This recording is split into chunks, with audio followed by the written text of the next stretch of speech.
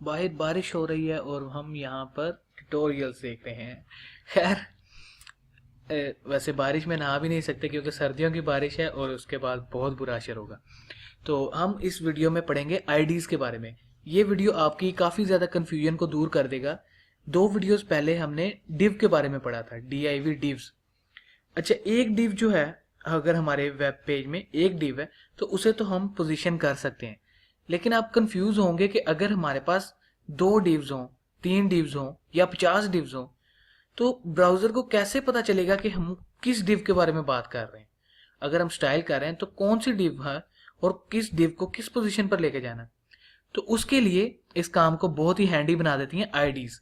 हम हर डिव को एक पर्टिकुलर आईडी दे सकते हैं, जिस तरह हर स्टूडेंट की एक आईडी होती है, एक रोल नंबर होता है जो उसे पर्टिकुलर स्टूडेंट बना देता है, बाकियों से मुख्तलिफ कर देता है। इसी तरह हर डिव को मुख्तलिफ बनाने के लिए हम उसे आईडी देते हैं। तो सबसे पहले हम अपने बॉडी के टैग में 2 डिव्स लिख लेते हैं। एक div, this is first div, और इसी को कॉपी पेस्ट कर लेते हैं, और दिस इज सेकंड डिव। अच्छा, डिव्स बन गई। अब आईडीज कैसे बनाएंगे? आप स्टाइल के टैग में जाएं, जिस तरह हमने लास्ट वीडियो में क्लासेस बनाई थी उसी तरह हम आईडीज भी बना सकते हैं, लेकिन आईडी जो स्टार्ट होगी वो पाउंड के साइन से स्टार्ट होगी। पाउंड साइन यानी कि हैश भी हम इसे कहते हैं, हैश साइन। तो वहां पर हमने जो क्लासेस बनाई थी वो हमने पीरियड के साइन से स्टार्ट होती थी। यहाँ पर जो आईडी है वो हमेशा पाउंड के साइन से स्टार्ट होगी, यानी कि हैश टैग फेसबुक है, ट्विटर। अच्छा, हैश टैग, और आगे हम अपनी आईडी का नेम लिखेंगे, जैसे कि फर्स्ट।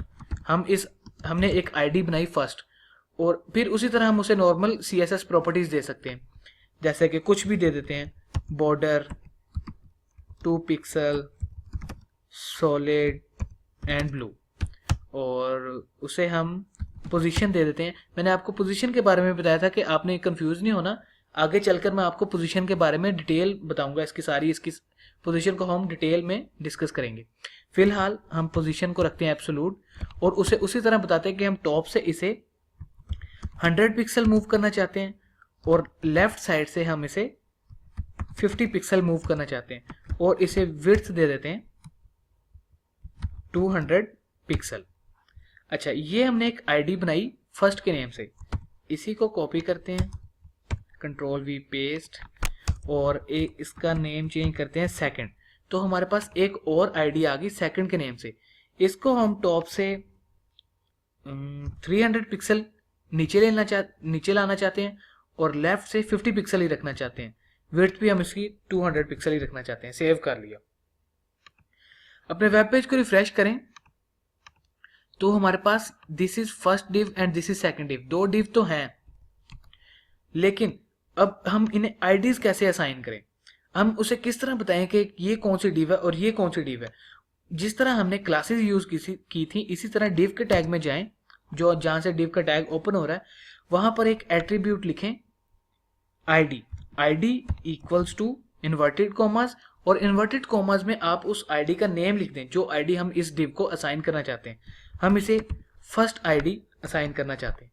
सेव करें, अपने ब्राउजर को रिफ्रेश करें तो आपकी जो देख सकते हैं दिस इज फर्स्ट डिव, उसने क्या किया है, ब्राउजर को पता चल गया कि ये जो डिव है इसे फर्स्ट आईडी असाइन की है, और फर्स्ट आईडी क्या कहती है कि इसे पोजीशन कर दो एब्सोल्यूट, टॉप से 100 पिक्सल, लेफ्ट से 50 पिक्सल, विड्थ 200 पिक्सल की दे दो, और बॉर्डर इसे 2 पिक्सल सॉलिड ब्लू दे दो।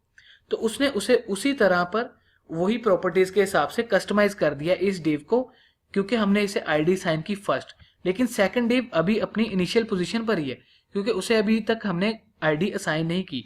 इसी तरह सेकंड डिव में जाएं, आईडी लिखें, और उसे सेकंड जो आईडी है वो असाइन कर दें।